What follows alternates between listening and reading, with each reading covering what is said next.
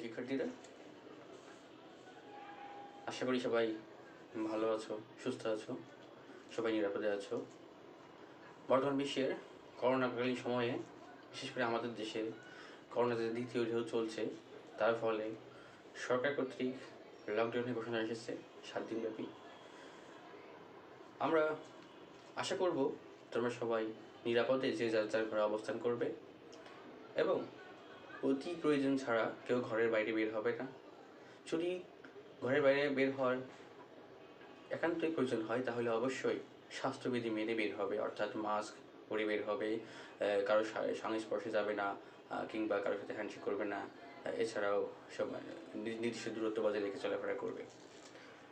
শিক্ষার্থীরা, আমরা ইতিহাস প্রথম পত্রের 3য় অধ্যায় নিয়ে আলোচনা করছিলাম। আজকে আমরা ইতিহাস 3য় অধ্যায়ের ইংরেজ ঔপনিবেশিক শাসন, ব্রিটিশ আমল, সেই 3য় অধ্যায়ের আমরা আজকে আলোচনা করব মরলি মিন্টো সংস্কার আইন 1909। এরপর আমরা আলোচনা করব লখনৌ প্যাক্ট বা লখনৌ চুক্তি 1916। এরপর আলোচনা করব খেলাফত আন্দোলন এবং অসহযোগ আন্দোলন। এরপর যদি আমরা সময় পাই তাহলে হয়তো ভারত শাসন আইন, লাহোর প্রস্তাব, এগুলো নিয়ে আলোচনা করব। সেক্ষেত্রে তোমাদের নিশ্চয় মনে আছে আমরা গত ক্লাসে ভারতীয় কংগ্রেস প্রতিষ্ঠা, 1905 সালের বঙ্গভঙ্গ এবং বঙ্গভঙ্গ পরবর্তী সময়ে মুসলিম লীগ প্রতিষ্ঠা নিয়ে আলোচনা করেছিলাম। আমরা সেখান থেকে শুরু করি। শিক্ষার্থীরা, মরলি মিন্টো সংস্কার আইন 1909, যেটা জন মরলি এবং তৎকালীন বড়লাট মিন্টো দুজনের পরিকল্পনা হয়েছিল। তো আমরা যদি মরলি মিন্টো সংস্কার আইন বা ভারত শাসন আইন 1909 যদি একটু দেখি, প্রেক্ষাপটে দেখি, তাহলে আমরা দেখতে পাবো যে 1905 সালে যে বঙ্গভঙ্গ হয়েছিল তার প্রেক্ষিতে হিন্দু এবং মুসলিম দুজনের মধ্যে একটা ঐক্যের ফাটল হয়েছিল। দুইটি দলের পরস্পর বিরোধী অবস্থান গ্রহণ করেছিল, যেটা আসলে দাঙ্গা হাঙ্গামার দিকে চলে যাচ্ছিল। যার ফলশ্রুতিতে আমরা দেখতে পাই আগা খানের নেতৃত্বে মুসলিমরা তাদের নিজস্ব ধ্যান ধারণা নিয়ে তারা মরলি মিন্টোর বাসভবন সিমলায় উপস্থিত হয়েছিল, এবং যেটাকে আমরা সিমলা ডেপুটেশন বলেছি। আগে ক্লাসে আমরা আলোচনা করেছি।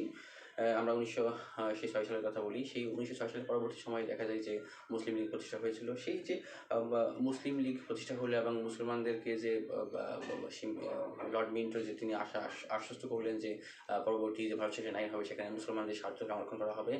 তো সেক্ষেত্রে আমরা দেখি যে 1909 সালে যে মরলি মিন্টো সংস্কার আইন হয় সেখানে মুসলিমদের স্বার্থ সংরক্ষণ করে বিভিন্ন আইন প্রণয়ন করা হয়। এর মধ্যে আমরা দেখতে পাই যে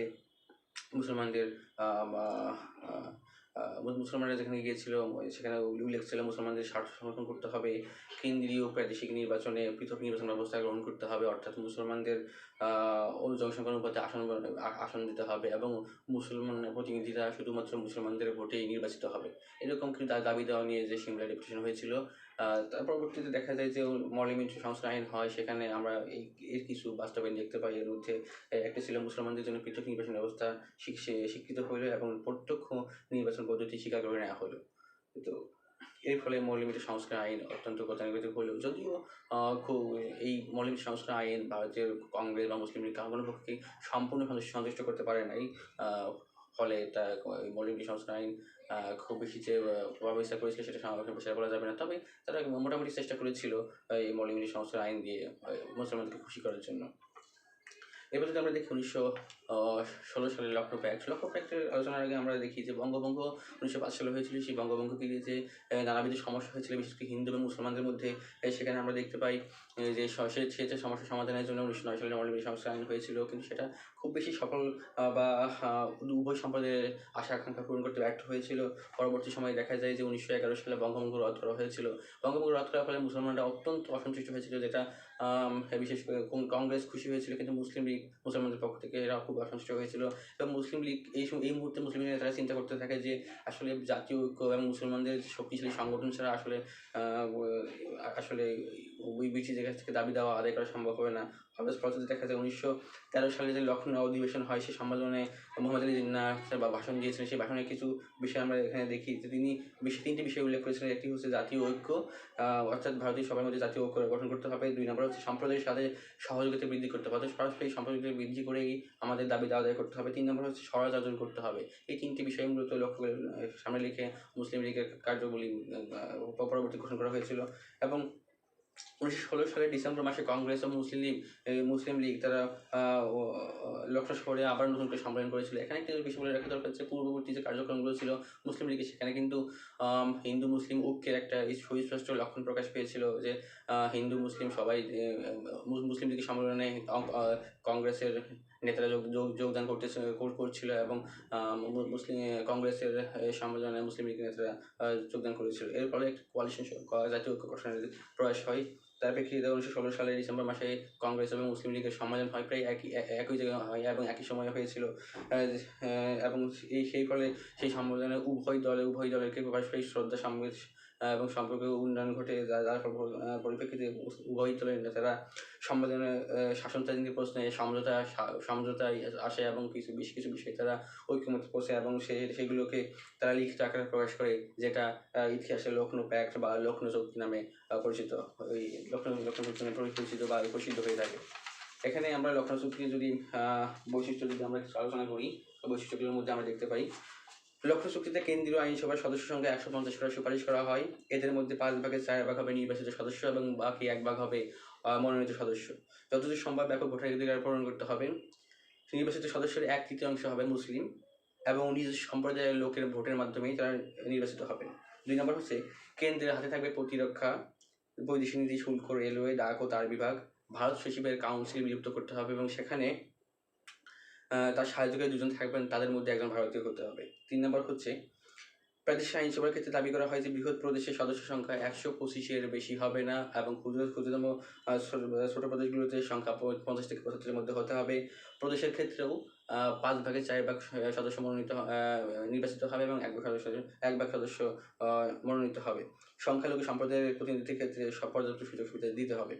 4 নম্বর ছিল প্রদেশগুলোতে নির্বাচিত সদস্য সংখ্যার ক্ষেত্রে মুসলিম সদস্য থাকবে পাঞ্জাবে 33%, যুক্তপ্রদেশে 30%, মধ্যপ্রদেশে 15%, বাংলায় 40%, বিহারে 25%। এর উপরে দেওয়া হয় এবং মুসলমানদেরকে সংরক্ষিত আসনের ব্যতীত অন্য কোনো অংশে তারা যেন সদস্যপদ দেওয়া নির্বাচন না করে সে বিষয়ে নির্দিষ্ট করে দেওয়া হয়েছিল। এরপরে আমরা 5 নম্বর যদি দেখি, লখনৌ চুক্তিতে সিদ্ধান্ত হয় যে কেন্দ্রীয় প্রাদেশিক আইন পরিষদের কোনো সম্প্রদায়ের স্বার্থ সংশ্লিষ্ট কোনো বিল কখনো গৃহীত হবে না যদি উক্ত সম্প্রদায়ের 3/4 সদস্য সে বিলের বিরোধিতা করে। এটা গুরুত্বপূর্ণ পয়েন্ট ছিল। 6 নম্বর ছিল প্রাদেশিক স্বায়ত্তশাসন প্রতিষ্ঠার জন্য কংগ্রেস ও মুসলিম লীগ একত্রে কাজ করবে এবং 7 নম্বর ছিল সরকারের ভারতকে ডোমিনিয়নের মধ্যে দিতে হবে এবং ব্রিটিশ সরকারের উপনিবেশ মন্ত্রী যে সম্পর্ক ভারত সরকারের সাথে ভারত সচিবের সম্পর্কও হবে তার অনুরূপ। এভাবে আমরা দেখতে পাই যে লখনৌ চুক্তির বৈশিষ্ট্যগুলি আমরা দেখতে পাই। সেই বৈশিষ্ট্যের মধ্যে বৈশিষ্ট্য যদি আমরা একটু গুরুত্ব দেখি তাহলে আমরা দেখতে পাবো যে ইতিহাসের প্রথম হিন্দু মুসলিম ঐক্য চুক্তি ছিল এটা এই লখনৌ চুক্তি। অন্যদিকে কংগ্রেস কর্তৃক মুসলিম লীগকে স্বীকৃতি দেওয়া হয়েছিল, অর্থাৎ কংগ্রেস থেকে বের হয়ে মুসলিমরা যে আলাদা দল করলো, আলাদা সংগঠন করলো 1906 সালে, সেটার আনুষ্ঠানিক স্বীকৃতি কিন্তু কংগ্রেস দিয়ে ফেললো। এই সমালোচনাও আছে অনেক ক্ষেত্রে। সেক্ষেত্রে আমরা যদি দেখি বাংলা ও পাঞ্জাবে মুসলমানদের যে সংখ্যাগরিষ্ঠতা ছিল সেটা কিন্তু এটা নষ্ট করে দেওয়া হয়। বাংলায় কিন্তু 45% মুসলিমকে আসন দেওয়া হয়েছে, পাঞ্জাবে কিন্তু 33% দেওয়া হয়েছে, যেটা আসলে অনেক মুসলমান নেতৃবৃন্দ এটা মানতে পারে নাই। ফলে বিশেষ করে বাংলার নবাব আলী চৌধুরী চুক্তির প্রতিবাদে বাংলা প্রদেশের যে সভাপতি ছিলেন মুসলিম লীগের, সেই পদ থেকে তিনি পদত্যাগ করেন। পাঞ্জাবের মুসলিম লীগ বিভক্ত হয়ে যায়। এছাড়া মাদ্রাসে যে তামিল ভাষী মুসলমান ছিল তারা চুক্তি বিরোধিতা করে। ফলে আমরা এখানে দেখতে পাই যে লখনৌ চুক্তি যদিও ভারত হিন্দু মুসলিম ঐক্যের ক্ষেত্রে অত্যন্ত কার্যকর ছিল, অত্যন্ত গুরুত্বপূর্ণ ভূমিকা পালন করেছিল, কিন্তু তথাপিও বেশ কিছু সমালোচনা বা বেশ কিছু সমস্যা উদ্যোগ, বিশেষ করে মুসলমানদের প্রেক্ষাপটে বেশ কিছু সমালোচনার উদ্যোগ করেছিল। এবার যদি আমরা দেখি তাহলে আমরা দেখতে পাবো মন্টেগু চেমসফোর্ড সংস্কার আইন 1919, অর্থাৎ স্যার মন্টেগু এবং লর্ড চেমসফোর্ড তারা দুজন মিলিতভাবে এই আইনটি প্রণয়ন করেছিল ভারতবাসীর জন্য। এখানে ভারতবাসী একটা বিষয় খেয়াল রাখা দরকার যে কংগ্রেস এবং মুসলিম লীগ যখন এক হয়েছিল লখনৌ প্যাক্টের মাধ্যমে, এরপরে কিন্তু একটা শাসকতান্ত্রিক সংকট গঠন হয়। বিশেষ করে ভারতীয় ব্রিটিশ সরকার কিন্তু এটাকে হুমকি হিসেবে মনে করতো। অন্যদিকে প্রথম বিশ্বযুদ্ধে যে ভারতীয়দের সমর্থন আদায় করেছিল, কিন্তু সেখানে শর্ত দেওয়া হয়েছিল যে তাদেরকে ভারতীয়দের দাবি ছিল সেখানে তাদের পূর্ণ স্বায়ত্তশাসন দিতে হবে। সেক্ষেত্রেও তাদের একটা পুরস্কার ছিল। ভারত সচিব মন্টেগু এবং বড়লাট চেমসফোর্ড আলোচনা করে এই আইনটি প্রণয়ন করেছিলেন বলে এটাকে নাম বলা হয় মন্টেগু চেমসফোর্ড আইন বা ভারত শাসন আইন 1919। এই আইনের বিশেষ ধারাগুলো যদি আমরা বলি, সেক্ষেত্রে আমরা দেখতে পাবো ক্ষমতা ও বিষয় বন্টনের ক্ষেত্রে কেন্দ্রীয় সরকারের হাতে থাকবে পররাষ্ট্র, দেশরক্ষা, ডাক, তার ও রেল যোগাযোগ, মুদ্রা, ব্যাংক ও বাণিজ্য প্রভৃতি। প্রাদেশিক সরকারের হাতে থাকবে আইন শৃঙ্খলা, বিচার, স্বাস্থ্য, শিক্ষা, কৃষি, সমবায় ইত্যাদি। প্রাদেশিক দ্রুত শাসন 2 নম্বর, সেটা যদি আমরা দেখি যে এটা চালু করা হয়, সেখানে 2 ভাগে বিভক্ত করা হয়। একটা হচ্ছে সংরক্ষণ বিভাগ, একটা হচ্ছে হস্তান্তরিত ক্ষমতা বিভাগ। 3 নম্বর যদি দেখি দ্বিকক্ষ বিশিষ্ট আইনসভা গঠন করা হয়েছিল এখানে, অর্থাৎ দ্বিকক্ষ বিশিষ্ট আইনসভা, উচ্চকক্ষ, নিম্নকক্ষ। 4 নম্বর যদি দেখি সীমিত ক্ষমতার আইনসভা করা হয়, গভর্নর জেনারেলের হাতে মূলত ক্ষমতা থাকে, এছাড়া প্রাদেশিক সরকারের হাতেও ক্ষমতা দেওয়া হয়েছিল। 5 নম্বর গভর্নর জেনারেলের শাসন পরিষদ থাকবে, সেই শাসন পরিষদে 7 জন সাহায্যকারী থাকবে, যার মধ্যে 3 জন হবে ভারতীয় এবং 4 জন হবে ব্রিটিশ। এছাড়াও 6 নম্বর যদি দেখি সীমিত প্রাদেশিক স্বায়ত্তশাসন দেওয়া হয়েছিল, অর্থাৎ প্রাদেশিক স্বায়ত্তশাসন বলতে প্রাদেশিক সরকারের হাতে কিছু ক্ষমতা দেওয়া হয়েছিল, তবে পুরোপুরি স্বায়ত্তশাসন না দেয়া এবং কংগ্রেসও স্বায়ত্তশাসন না দেয়া, এছাড়া গভর্নর জেনারেলের হাতে মূল ক্ষমতা রেখে দেওয়ার জন্য কংগ্রেস ও মুসলিম উভয় ক্ষুব্ধ হয়েছিল। বিশেষ করে শর্ত ছিল যে ভারতকে পুনঃ স্বায়ত্তশাসন দেওয়া হবে, কিন্তু সেটাকে দেওয়া হয়নি। ফলে আমরা দেখতে পাই, আমরা দেখি যে প্রথম বিশ্বযুদ্ধে মুসলমানদের অবস্থা কীরকম ছিল। মুসলমানদের অবস্থা বিশেষ করে ছিল যে তারা উভয় সংঘাতে পড়েছিল। এর বিষয় যদি আমরা একটু দেখি, তাহলে আমরা দেখতে পাবো 1914 সালে যে প্রথম বিশ্বযুদ্ধ হয়েছিল, সেখানে ব্রিটিশরা যে অংশ নিয়েছিল, তাদের বিপক্ষে ছিল জার্মানি। তুরস্ক, যারা মুসলমানদের খলিফা হিসেবে ধরা হতো, সেই দেশটি কিন্তু ব্রিটিশদের বিপক্ষে অবস্থান নিয়েছিল, অর্থাৎ জার্মানির পক্ষে যুদ্ধ করেছিল। এখন এই বিষয়ে মুসলমানরা কিন্তু উভয় সংঘাতে পড়েছিল। বিশেষ করে ভারতীয় মুসলমানরা উপসংহার করেছিল। বিশেষ করে আমরা দেখতে পাই যে 1914 সালে যে যুদ্ধ হয়, সেখানে তারা তুরস্কের একদিকে তাদের খিলাফত তুরস্কের দিকে, অন্যদিকে তারা ব্রিটিশ সরকারের অনুগত, বা সুতরাং তারা অত্যন্ত দ্বৈত অবস্থার মধ্যে ছিল। তো সেক্ষেত্রে তারা ভারতীয় মুসলমানরা তারা ব্রিটিশদের কাছ থেকে এই রূপে আশ্বস্ত হয় যে যদি তারা ভারতবর্ষের ব্রিটিশদেরকে যদি তারা সহযোগিতা করে, সর্বদা সহযোগিতা করে, তাহলে ব্রিটিশ সরকার তুরস্কের খিলাফতের কোনো রকম অমর্যাদা করবে না। সেই শর্তে কিন্তু ভারতীয় মুসলমানরা তাদের ব্রিটিশ সরকারের প্রতি সর্বত সহযোগিতা ঘোষণা করেছিল। কিন্তু দুঃখের বিষয় হলো 1918 সালে যখন যুদ্ধ সমাপ্তি হয়, এর পরবর্তী তুরস্কের পরাজয় হয়েছিল, অর্থাৎ জার্মানির পরাজয় হয়েছিল। সেখানে কিন্তু দেখা যায় যে ব্রিটিশ সরকার তাদের সেই কথা রাখেনি বা প্রতিশ্রুতি রাখেনি, তারা প্রতিশ্রুতি ভঙ্গ করেছিল। ফলে ভারতীয় মুসলমানরা অত্যন্ত ক্ষুব্ধ হয় এবং মর্মাহত হয়, এবং তারা ব্রিটিশদের বিরুদ্ধে আন্দোলন গড়ে তুলেছিল, যেটাকে খেলাফত আন্দোলন বলা হয়।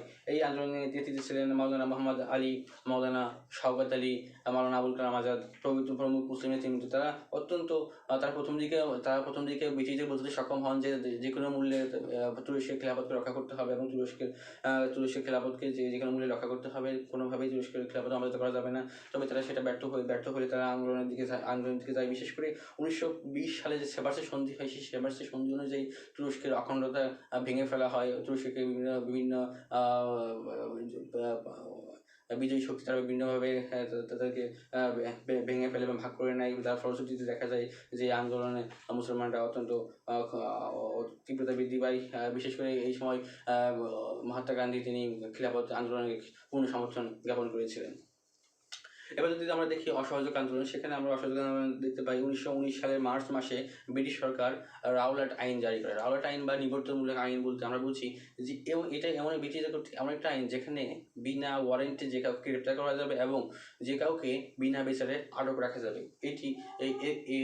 এই আইনের মাধ্যমে ব্যাপক ধরপাকড় শুরু হয়, এবং ভারতীয় অনেক শত নাগরিককে এই রাজনৈতিক কর্মীকে তাদের বিনা বিচারে আটকে রাখা হয়, যার প্রতিবাদে মহাত্মা গান্ধীর নেতৃত্বে অসহযোগ আন্দোলন গঠিত হয়। এখানে একটি বিষয় বলে রাখা দরকার যে 13 এপ্রিল জালিয়ানওয়ালাবাগ হত্যাকাণ্ড সংঘটিত হয়, যেখানে যে প্রতিবাদ সভা হয়েছিল, সেই নিরস্ত্র প্রতিবাদ সভায় ব্রিটিশ কর্নেল ওডায়ারের নির্দেশে সেনাবাহিনী গুলিবর্ষণ করে, এবং সেই গুলিবর্ষণে প্রায় 400 নিরস্ত্র ভারতীয় শহীদ হয়েছিল।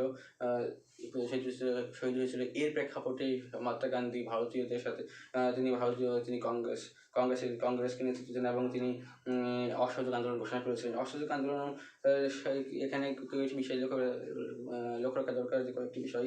এক নম্বর হচ্ছে সরকারি চাকরি বর্জন করতে, অর্থাৎ সমস্ত ভারতীয়রা সরকারি চাকরি বর্জন করবে, সরকারি পদবি বর্জন করবে। 3 নম্বর ছিল সরকারি শিক্ষা প্রতিষ্ঠান বর্জন করতে হবে, অর্থাৎ ছেলেমেয়েরা সরকারি শিক্ষা প্রতিষ্ঠান পড়াশোনা করবে না, সেখানে যাবে না। 4 নম্বর ছিল আদালত ও আইন ব্যবসা বর্জন করতে হবে, অর্থাৎ ব্রিটিশদের আদালত তারা বর্জন করতে হবে, তাদের কোনোভাবেই আইন ব্যবসায় যাওয়া যাবে না। এরপর ছিল বিলাতি দ্রব্য বর্জন, অর্থাৎ বিলাতি যে পণ্যগুলো আছে, বিলাতি যে পণ্যসমূহ আছে সেই পণ্যসমূহ গ্রহণ করা যাবে না, স্বদেশি পণ্য গ্রহণ করতে হবে, বিলাতি পণ্য বর্জন করতে হবে, যেখানে সব বিলাতি পণ্য আটক করতে হবে এবং ভারতীয় উপমহাদেশে বিলাতি পণ্য কোনোভাবে চলতে না পারে সে ব্যবস্থা সেই ধরনের করতে হবে। তো এক্ষেত্রে আমরা দেখতে পাই যে অসহযোগ আন্দোলন এবং খিলাফত আন্দোলন প্রায় একই সমসাময়িক ঘটনা হয়ে দাঁড়ায়, যার ফলশ্রুতিতে দেখা যায় যে খিলাফত আন্দোলন এবং অসহযোগ আন্দোলন তার প্রায় একসাথে চলমান থাকে এবং উভয় সম্প্রদায়, উভয় কংগ্রেস এবং মুসলিম একত্রে এই আন্দোলনের ডাক দেয় এবং এই আন্দোলন পরিচালনা করতে থাকে, যার ফলে দেখা যায় সর্বত্র ব্যাপক আন্দোলন শুরু হয়। খিলাফত আন্দোলন বিশেষ করে অসহযোগ আন্দোলন এবং খিলাফত আন্দোলনের যৌথ আন্দোলনের ব্রিটিশ সরকার অত্যন্ত চাপে পড়ে যায় এবং সারা ভারতীয় বর্ষে একটা অস্থিরতার সৃষ্টি হয় 1922 সালের। তবে পরবর্তীতে এই অসহযোগ আন্দোলন কিন্তু শেষ পর্যন্ত সহিংস রূপ নিলে সেটি অসহযোগ আন্দোলন স্থগিত করা হয় বা অসহযোগ আন্দোলন থেকে গান্ধীজি নিজেকে প্রত্যাহার করে নেন। এখানে একটা ঘটনাগুলো দেখা দরকার যে 1922 সালের ফেব্রুয়ারি মাসে চৌরিচিরা নামক একটি স্থানে, সেখানে একটি থানায় বিক্ষুব্ধ জনতা আগুন ধরিয়ে দেয় এবং সেখানে প্রায় 21 জন সিপাহী এবং একজন দারোগা পুড়ে মারা যায়, যার ফলশ্রুতিতে 1922 সালে গান্ধীজি অসহযোগ আন্দোলন প্রত্যাহার করে নেন এবং অসহযোগ আন্দোলন প্রত্যাহার করলে খিলাফত আন্দোলনও অত্যন্ত দুর্বল হয়ে যায় যেহেতু অসহযোগ আন্দোলন এবং যেহেতু কংগ্রেস এবং মুসলিম লীগ যৌথভাবে আন্দোলন করতেছিল, একটা বড় একটা সংখ্যা ছিল আন্দোলনের, কিন্তু এখন দেখা যায় যে অসহযোগ আন্দোলন থেকে প্রত্যাহার করে নেয় কংগ্রেস সেখান থেকে সরে গেছে, আর এখন শুধুমাত্র মুসলিম লীগ আন্দোলন করছে। কিন্তু আন্দোলনটা ঝিমিয়ে পড়লেও আন্দোলন চলমান ছিল। তবে 1924 সালে কামাল আতাতুর্ক তুরস্কের নতুন খলিফা হয়ে আসেন এবং তিনি নিজেকে তিনি আধুনিক তুরস্কের জনগণকে বলা হয়, তিনি খলিফা খিলাফত ব্যবস্থাকে বাতিল করে দেন, যার ফলশ্রুতিতে মুসলমানরাও আর খিলাফত আন্দোলনের করার স্পৃহা থাকে না বা খিলাফত আন্দোলনের মূল ভিত্তি নষ্ট হয়ে যায়, যার ফলশ্রুতিতে খিলাফত আন্দোলন পরিসমাপ্তি ঘটে। এরপর যদি আমরা দেখি যে 1927 সালে সাইমন কমিশন গঠন হয়, বিশেষ করে ভারতবাসী তাদের একটি লর্ড আমসফোর্ড লর্ড আরউইন তিনি একটি কমিশন গঠন করেছিলেন, যেটা জন সাইমনের নেতৃত্বে সেই সাইমন কমিশন গঠন করে ভারতবাসীর যে চাওয়া পাওয়া সেটাকে সেটা পূরণের চেষ্টা করেছিলেন। তবে এই সাইমন কমিশনে কোনো ভারতীয়কে রাখা হয়নি, যার প্রতিবাদে কংগ্রেস এবং মুসলিম উভয়ই সেই সাইমন কমিশন প্রত্যাখ্যান করে। সাইমন কমিশন 1927 সালে রিপোর্ট প্রদান করে, সেই রিপোর্ট প্রত্যাখ্যান করে। এরপরে তার প্রতিবাদে 1928 সালে নেহেরু রিপোর্ট তিনি নেহেরু রিপোর্ট প্রদান করেন। নেহেরু রিপোর্টের ক্ষেত্রে আমরা যদি দেখি যে নেহেরু রিপোর্টের ক্ষেত্রে যদি আমরা দেখি তাহলে দেখতে পাবো যে মতিলাল নেহেরু তিনি প্রতিপন্ডী ব্যক্তি ছিলেন এবং তিনি ভারতীয়দের দাবি দেওয়া নিয়ে একটি রিপোর্ট লিখিত বা একটি কংগ্রেস থেকে একটি প্রস্তাব পাশ করেন। সেই প্রস্তাবে দেখা যায় যে সেখানে কিন্তু মুসলিম লীগের যে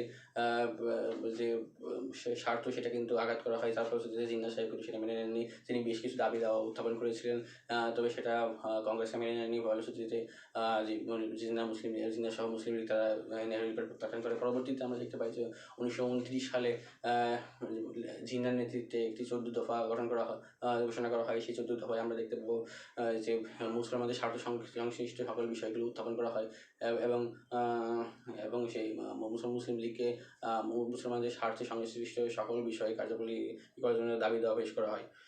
তো সুপ্রিয় শিক্ষার্থীরা, আজকে আমরা এই পর্যন্ত আলোচনা করবো। আমরা পরবর্তী ক্লাসে নিশ্চয়ই হ্যাঁ, আলোচনা করব। পরবর্তী ক্লাসে আমরা 1935 সালের ভারত শাসন আইন নিয়ে আলোচনা করব। এরপরে 1940 সালের লাহোর প্রস্তাব নিয়ে আলোচনা করব এবং এরপর 1946 সালের মন্ত্রিমিশন পরিকল্পনা নিয়ে আলোচনা করব। এরপর 1946 সালের বা 47 সালের যে অখণ্ড যুক্তিমালা প্রস্তাব, সোহরাওয়ার্দী বসু প্রস্তাব, এটি নিয়ে আলোচনা করব। ততক্ষণ পর্যন্ত সবাই ভালো থাকো, সুস্থ থাকো, এই কামনায়। আল্লাহ।